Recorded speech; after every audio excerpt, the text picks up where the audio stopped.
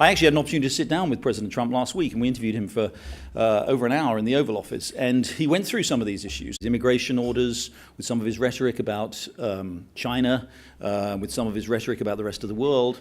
But over the last few weeks in particular, actions in Syria, relations with Russia, relations with China, some of the domestic agenda. And I think the most important thing probably of all to understand, I think, about Donald Trump, and I just offer this as an observation, not as any inside information, is that Trump himself, I don't believe, is an ideologue at all. So he's not an ideologue. He doesn't really have, when he talks about healthcare or taxes or even foreign policy and America's role in the world, he doesn't have that core set of ideological beliefs that most politicians have.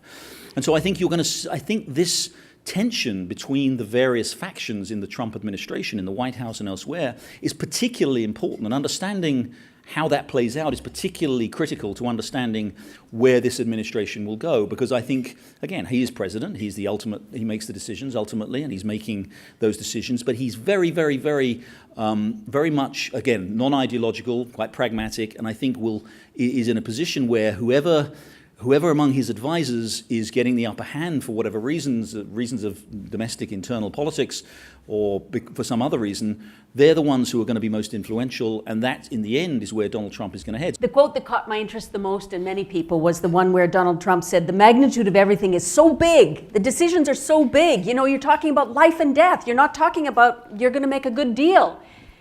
A really interesting revelation from a man who's not known for introspection. What did you take away from that? I do think all presidents, when they get into the Oval Office, the enormity of the responsibilities that are laid upon them, however much preparation they may have had for it, and I've had these conversations with Barack Obama, with Bill Clinton, with George W. Bush, all of whom had done more in the political realm, much more than Donald Trump had done. The enormity of responsibilities does dawn on you. Again, in your interview last week with the president, I was interested in his remark. He's talking about Syria. I don't want to get into that quicksand. Yeah. Do you think that the U.S. is going to retreat from the Syrian situation now that they've delivered the warning? What he meant by quicksand is he's not going to do what Bush, he's not going to do, they're not going to get involved in a land war in the Middle East. I mean, he just is very, very clear about that. You talked about why we should not and be careful about using the word lie or a liar relating to politicians or business leaders or whatever. It's interesting because I think satirists right now are so consuming everybody's attention for entertainment value because they call it as it is. They say, come on, that's not true. But you say caution. Why? Well, I think if it comes as a surprise to anyone that politicians lie, then they probably need to.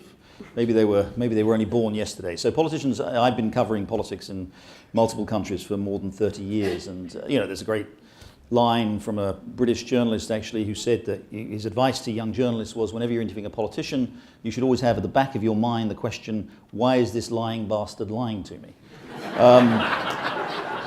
Donald Trump says a lot of things that are not true, more than most politicians, more than most people. So why not call them lies? Because I would have to know the state of knowledge in his mind when he said that and his intent to deceive. And I don't know that. I'll be careful what I say, we're in public forum here, but I won't want to describe him as a megalomaniac or a narcissist, but he bears a lot of those